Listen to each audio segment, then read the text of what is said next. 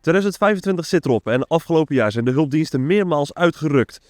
Van allesverwoestende branden tot hele zware ongevallen en gebeurtenissen die heel de regio in de greep hield.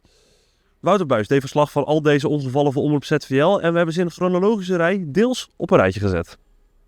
We beginnen op 24 februari 2025 in de Sluiskiltunnel. Rond het middaguur gaat het daar vreselijk mis wanneer een tankwagen kantelt. Op beelden is te zien hoe de vrachtwagen eerst de tunnelwand raakt, vervolgens naar de andere zijde schiet en uiteindelijk op zijn kant tot stilstand komt. In de cabine zitten twee mannen. Een 39-jarige man uit Hendrik Ido Ambacht en een 29-jarige man uit Nieuw-Lekkerland.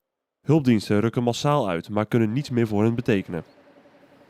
Op 23 maart slaat het vuur op meerdere plekken toe. In de Klinkse bossen woedt die middag een grote natuurbrand, diep in het bos en lastig bereikbaar. Nederlandse en Belgische brandweerkorpsen werken samen om het vuur onder controle te krijgen. Uiteindelijk gaat het gebied ter grootte van meerdere voetbalvelden verloren.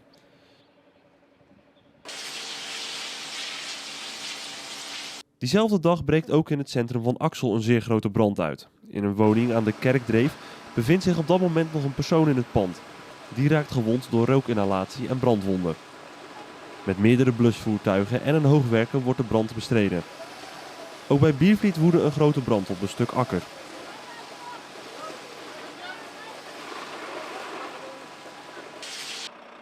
Op 6 april vindt er een ernstig verkeersongeval plaats op de Sint-Pietersdijk in Sint-Kruis. Een auto botst tegen een boom en de bestuurder raakt bekneld. Brandweerlieden moeten de bestuurder uit het voertuig bevrijden, waarna deze met spoed naar het ziekenhuis wordt gebracht.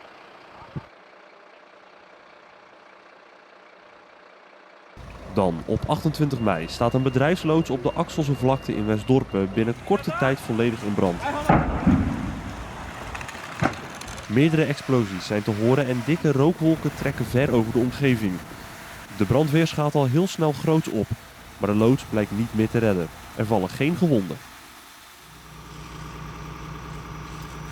Op 18 juni breekt 's avonds opnieuw een grote brand uit in Axel. Ditmaal in een leegstaande voormalige voetbalkantine.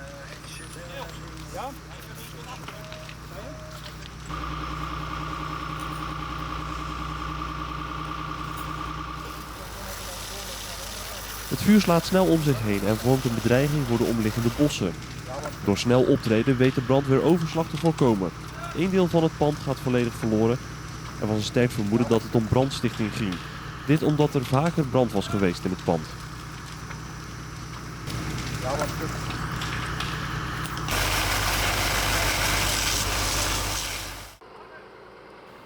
We gaan naar 11 juli als een auto volledig uitbrandt aan de 8e verkorting bij Hulst. De inzittenden weten op tijd te ontsnappen en een van hen wordt nagekeken door ambulancepersoneel. De auto gaat volledig verloren.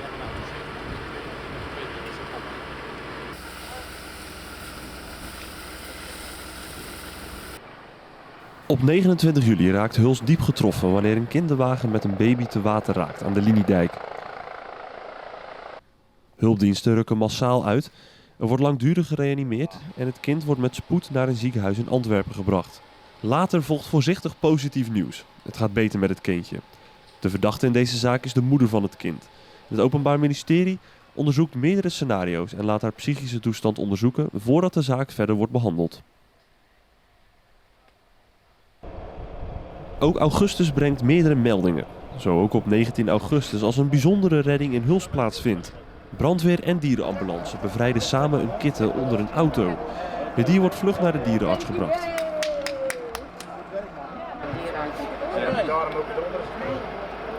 Je bent al langer op pad. Gaat niet goed met jou, hè? Dat is een dierenarts. Op 24 augustus breekt een grote brand uit in een loods in het centrum van IJsendijke. Dankzij snel en doortastend optreden en de toevallige hulp van een buurman weet de brandweer te voorkomen dat het vuur overslaat naar naastliggende woningen. Veel inwoners van IJsendijke kwamen kijken naar de brand. De loods ging verloren, maar grotere schade blijft uit. Vroege ochtend van 27 september schrikt de Zandstraat in Oostburg wakker van een felle brand. Een camper staat volledig in brand en is niet meer te redden. Ook omliggende woningen lopen schade op. 2 dagen later, op 29 september, raakt in Axel een oudere vrouw met haar scootmobiel in een droge sloot. Hulpdiensten, waaronder een traumahelikopter, komen massaal ter plaatse. De vrouw wordt met spoed naar een Belgisch ziekenhuis gebracht, maar overlijdt later aan haar verwondingen.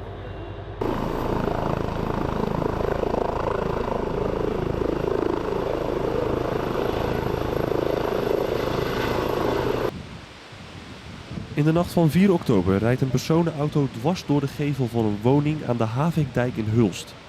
De bewoners kunnen ongedeerd het huis verlaten. De bestuurder raakt gewond en wordt naar het ziekenhuis gebracht.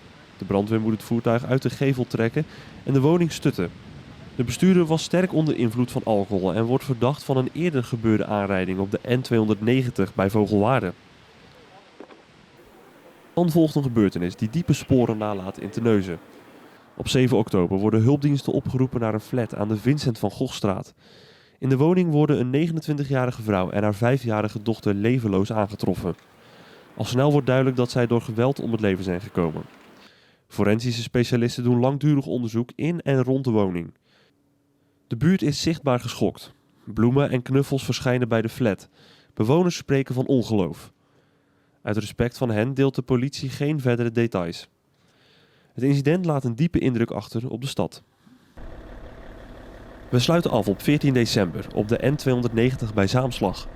Daar komt het tot een zware aanrijding tussen een personenauto en een vrachtwagen.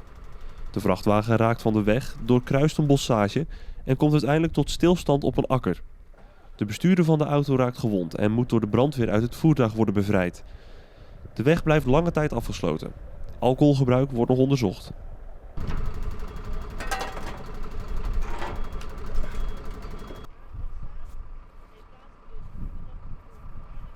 Ja, we kunnen natuurlijk niet alle gebeurtenissen van 2025 laten zien, dus we hebben er een aantal voor je op een rijtje gezet. Maar ook in 2026 gaan we weer verslag doen van alles wat er hier gebeurt in Zeeuws-Vlaanderen rondom 112 meldingen.